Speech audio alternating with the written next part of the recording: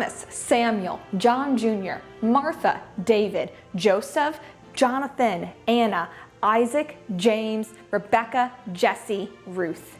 These are the 13 children of our mom and dad, John and Ruth Potts. And with 25 years between the oldest and the youngest, they saw some dramatic changes in their lives, not only within their own family household, but their 18th century world as well.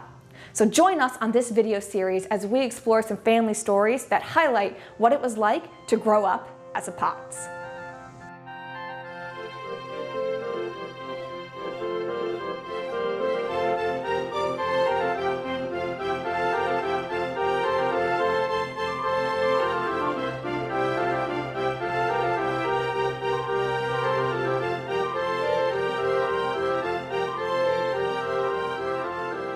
We don't really have a lot of resources available to us from the Potts telling us about infancy, childhood, early life of their children.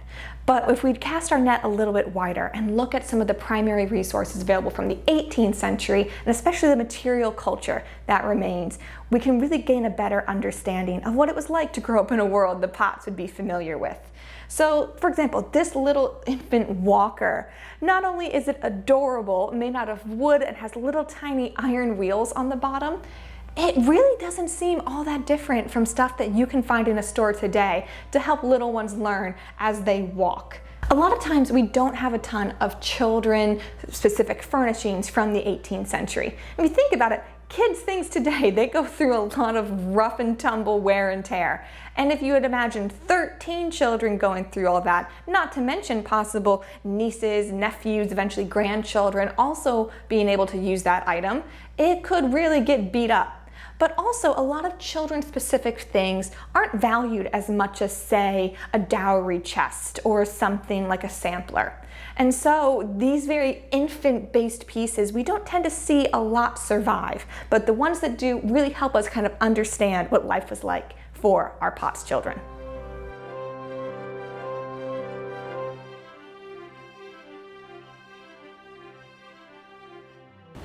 Pottsgrove Manor tells the story of the wealth and success of John and Ruth. With its high ceilings and intricate woodwork, every corner of this house tells of the wealth and success that the iron industry brought the family.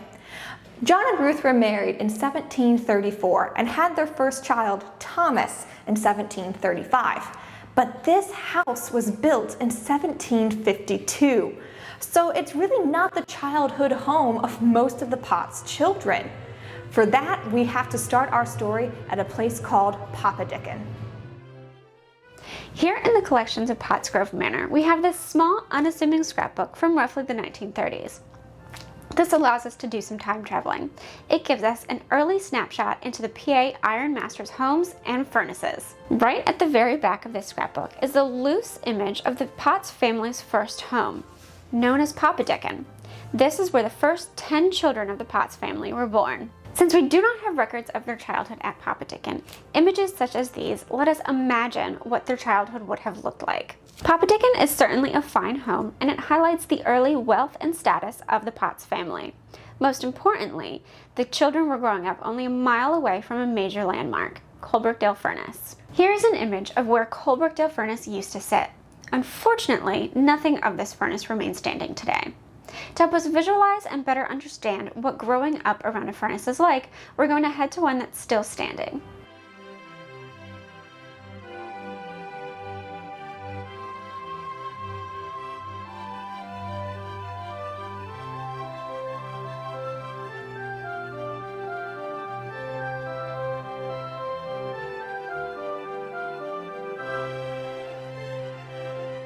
We are currently at Hopewell Furnace to get a better picture of what our Potts children would have seen in their time at Coalbrookdale Furnace.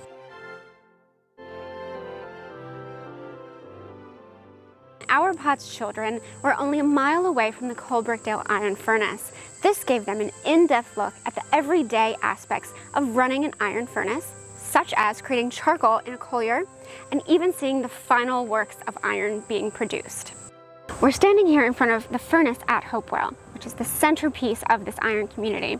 We can imagine for our Potts children at Coalbrookdale, This is their backyard. They would have been very connected here to the iron environment, which is very dangerous with high heats, loud noises, and dangerous fumes.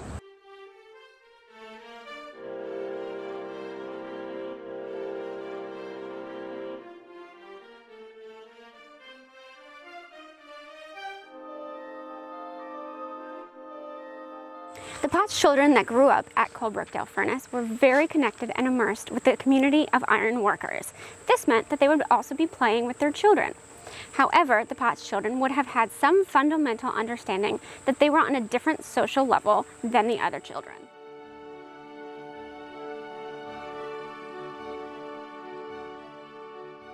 Just like our finished iron products that were sold off in Philadelphia, our Potts children also had to fly the coop at some point.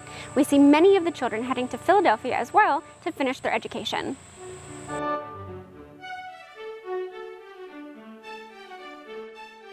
From an early age, all the Potts children would have begun their education at home.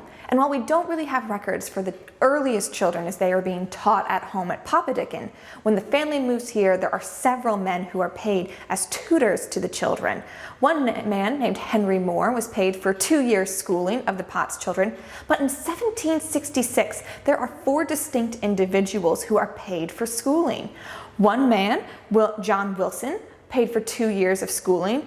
Then John Fritz paid for schooling your boy, Thomas Hockley schooling your daughter, and Jacob Cornell for schooling your son. So there's clearly plenty of schooling that's happening here at home, where the Potts children are learning the foundation of the things they need to be successful. Not only the basics of reading and writing and business, but also social manners, graces, and possibly even how to dance, how to carry themselves as these upper class children that they are. But schooling doesn't finish at home. We have records of the Potts children going into some of the best academies in Philadelphia. When they first moved here in 1752, the 4 oldest kids are featured a lot in the Pottsgrove household ledger. Oldest son Thomas is 17 or 18 at the time they're here.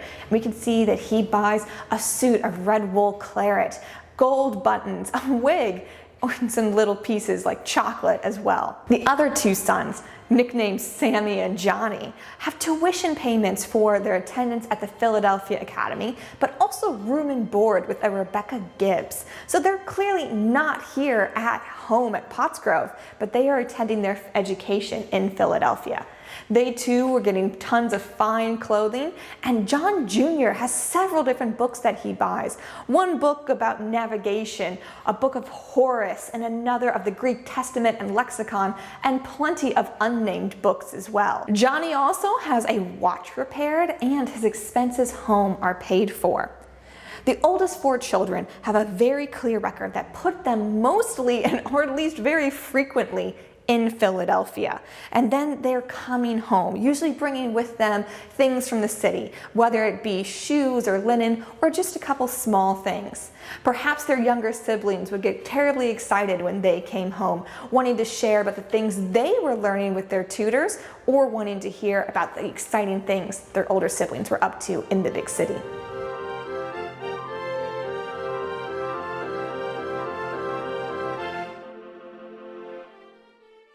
In the memorial of Thomas Potts Jr. appears the only image of Anna Potts. This etching is said to be the second oldest Potts daughter. With rosy cheeks and what appears to be stylish clothing, this image opens our thoughts to what kind of clothing the Potts children wore.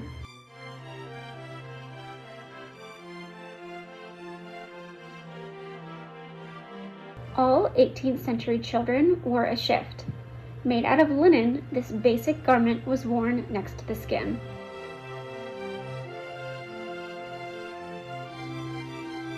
Infants could also wear small caps and open robes called wrappers or banians. These robes could be closed with a string or even pinned shut.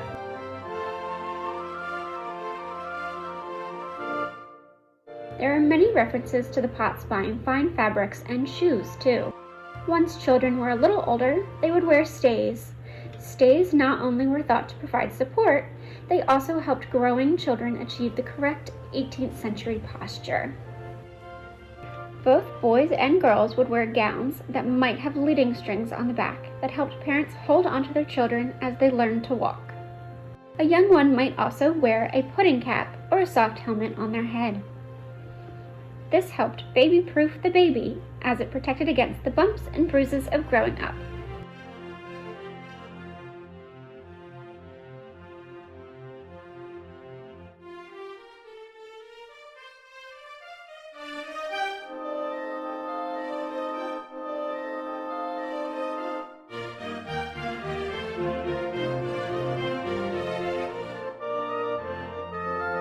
Children would also wear fine silk clothing to reflect their family's wealth and prestige in society.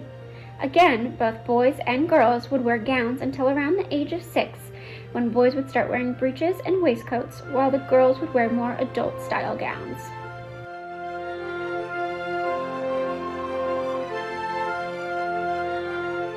Now, when it comes to toys of the 18th century, there are quite a few little advice books on good things for your child to play with. And a lot of these things have multi-uses. So whether it be like this little Noah's Ark set, not only does it provide entertainment and share a biblical story, but it might be able to help prepare the child for their future role, perhaps in farming, or to be able to manage all of the little animals and about what it's like to take care of all of these. There also could be, advice for boys. Boys were especially told to have noisy toys, moments of pop guns or perhaps playing swords, loud, rambunctious games. But these are also thought to teach discipline as well. If you have a set time for play, that the children will learn the skill of discipline. Now, many kids are also encouraged to play outside, both genders. So whether that be cricket, leapfrog, or just to be exploring their world, playing with that classic image of the hoop and stick. Girls, the game of graces was also especially popular to teach poise and how to hold yourself. Now, of course, the outdoor world as well is meant to be beneficial. And again, these ideas of discipline or teamwork are also key in our outdoor games. Now, when it comes to girls' toys, things like a little kitchen set to teach about household management or again, cookery skills, and of course, dolls. Dolls being one of the most iconic toys that we see with little girls. Not only teaching about how to care for another person, but might also learn some hand sewing skills if she's making clothing for her dolls. But 18th century toys have these kind of multi-layered effect to them. So exploring not only entertainment, but future skills as well.